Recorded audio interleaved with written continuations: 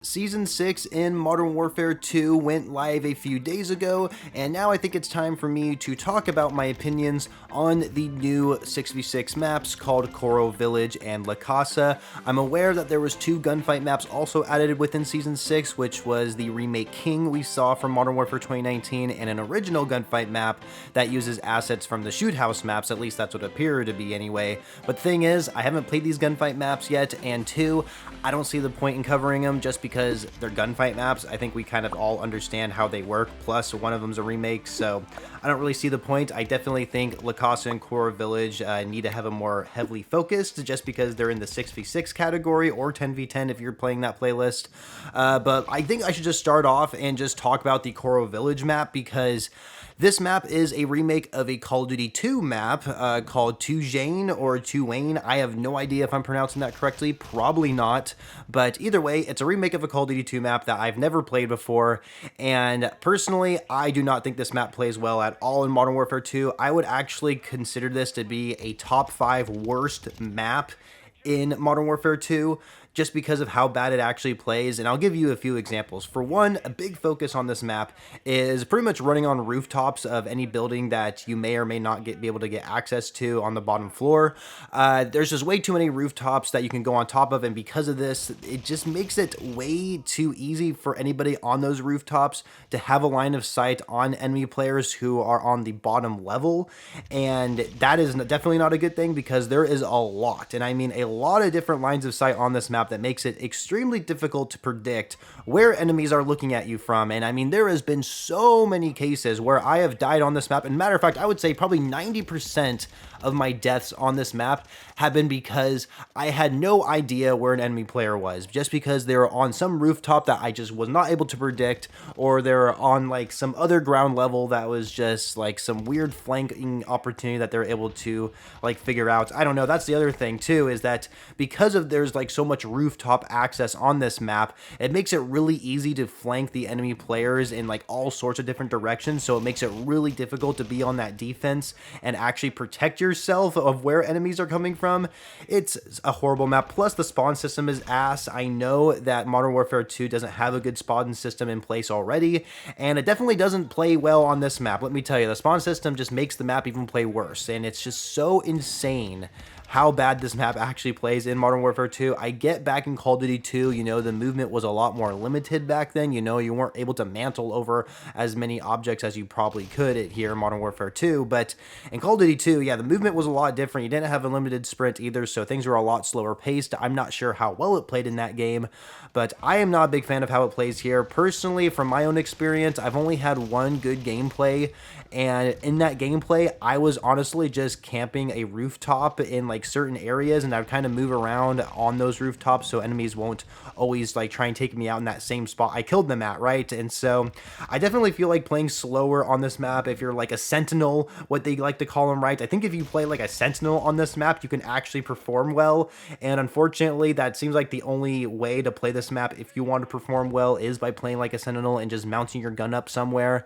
That has just been my experience. I could have used definitely a different custom class. You know, I wasn't using the best assault rifle, or I guess battle rifle in this case, within the gameplay. But yeah, I don't know. Koro Village, definitely not my favorite. The map itself visually doesn't look terrible. I like how there is snow on the ground, but yeah, the spawns are absolute ass. There's way too many flanking opportunities because of how many different lines of sights there are by going on the different types of rooftops. It's just, oh, it's so crazy. Like the first 5 times you're going to be playing this map, I guarantee you're going to be getting your ass whooped, and because that's exactly what happened to me. I just kept getting my ass whooped over and over again until I finally understood the map layout, and once I understood the map layout in the back of my head, I started playing like a sentinel, and that's how I did good on the map. And so yeah, not a big fan of Koro Village, honestly. I'd like to know what your guys' thoughts about this map are in the comments below. And with that being said, let's move on to the La Casa map. As it stands right now, my opinion of La Casa is almost the polar opposite of what I think of Koro Village, except for maybe the spawn system. The spawn system in general just needs to be better in Modern Warfare 2, and I can definitely see how that could be reflected on the La Casa map, because I think the spawns could for sure be way better on La Casa, especially when playing like the hardpoint game mode.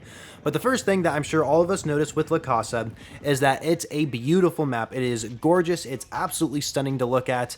I love the way how bright this map looks, especially for an Infinity Ward map, because they're usually not bright and colorful like La Casa. And it should have came out in the summer, honestly. It definitely seems more like a summertime map instead of something that gets released in the fall, but regardless, at least we have it here within Modern Warfare 2.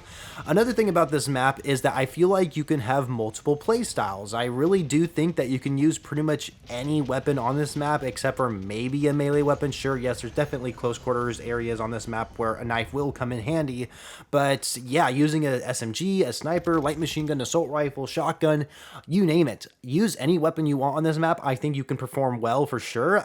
That's definitely something that I'm a huge sucker for. I love playing on maps where you could essentially have any playstyle that you want and still be successful, so that's something I definitely like to see with La Casa.